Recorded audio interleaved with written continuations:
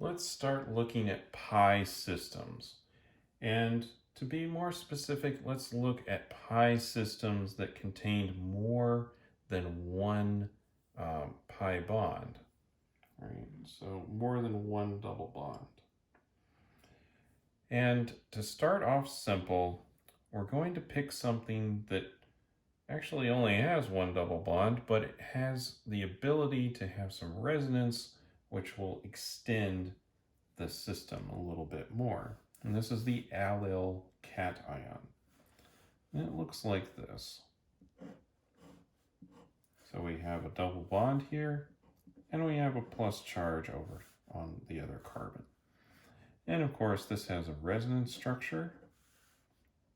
Because we're not perfect, we can't really draw what it looks like easily. And that plus charge can move between these two primary carbons. And this resonance is one of the reasons why this primary carbon, or the allyl cation, can form at all, just because of that stability that's providing. But as I mentioned, drawing the structure like this is not necessarily the best. And so some people would draw it with some dashed lines in here, which is going to get a little cumbersome over some time. And then we would have some partial positive on this carbon, and we'd have a partial positive on that carbon, which should help indicate that this double bond is actually spread out over both of these carbon-carbon single bonds. So both will have additional bond character, and that charge is spread out between the two carbons. And this is where Lewis structures really start to kind of fail a little bit.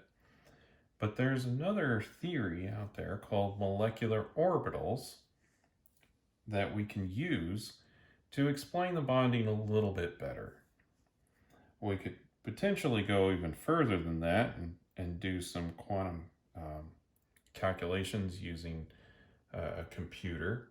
But for now, we're just going to draw some pictures. So I'm going to just draw this kind of flat so that I can draw the p orbitals that are involved in this pi bond. I'm going to ignore all of the other sigma orbitals because those are not really in the valence shell, and it's not really where the action is. They're full and they're lower in energy, and our bonding is really going to happen in this p orbital region because of the energy that it's at. So that will simplify our lives quite a bit and simplify what we're looking at.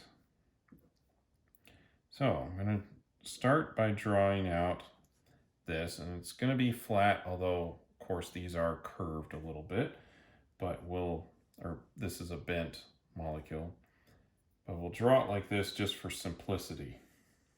And we're going to draw all the p orbitals on here that are interacting with each other. Of course, there are other p orbitals that have been hybridized to form all of these carbon-hydrogen bonds. And so we're not drawing those, so we're just drawing the unhybridized p orbitals. Now, we can draw these in such a way that there's overlap or there's not overlap. So I'm going to start filling out the other options here because there are other combinations that we'll look at. So let's start down here. We would like to have the lowest energy be the area with the greatest overlap.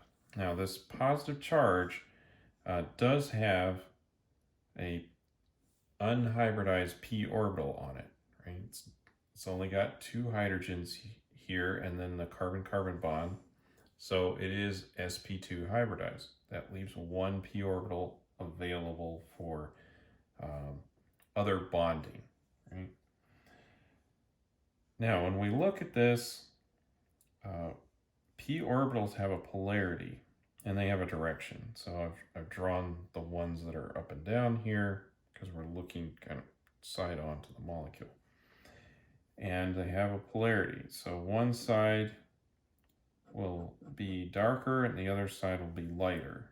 And if I darken the sides, these will interact with each other and these will interact with each other. And if I have that reversed, then they will not bond. And what I'm going to draw here, and that I won't do for all of the other combinations just because, and subsequent videos with this, is it's going to get messy to try to draw. But all these orbitals combine to make a molecular orbital that looks something like this. And that pi system is extending over the whole molecule, which is really what this diagram up here is trying to get at. But our molecular orbitals can provide just a little bit better picture on that. It also shows us non-bonding and anti-bonding orbitals if we just draw other combinations. So I'm going to just draw the orbitals on these two periphery atoms here. And this one we'll just leave blank because this is going to be a non-bonding orbital, and there's going to be an additional node in here, nodal plane, like this, where there's no electron density. Now there already is a nodal plane here. As you can see, there's p orbitals just kind of come with one, but since they all come with that, we're not going to count that one in our math when we're doing all of this. And in order for there to be a nodal plane there, we'll have to have the polarities of these two not exactly match up. And these are far enough apart from each other that this is just a non-bonding orbital.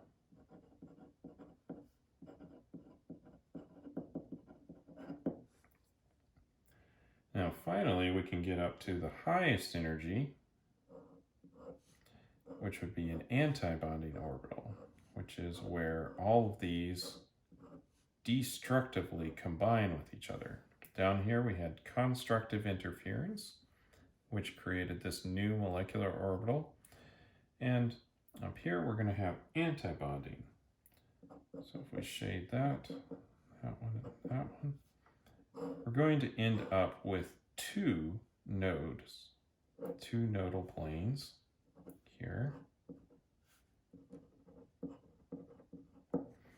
And this will be an anti-bonding orbital.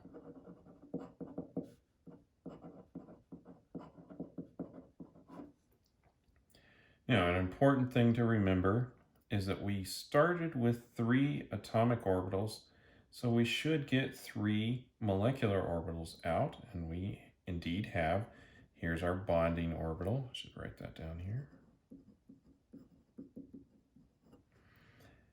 Here's our non-bonding orbital, and here's our antibonding orbital.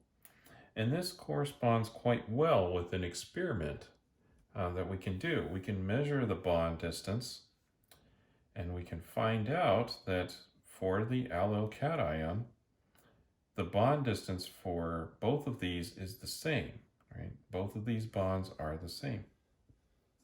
So there must be a hybrid between these two, because a double bond here is a shorter bond than a single bond, but we find both are the same, and so the bonding must be a little bit more complicated than our resonance structures may indicate.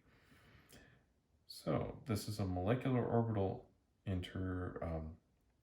way of looking at the allyl cation, and we'll look at some more coming up.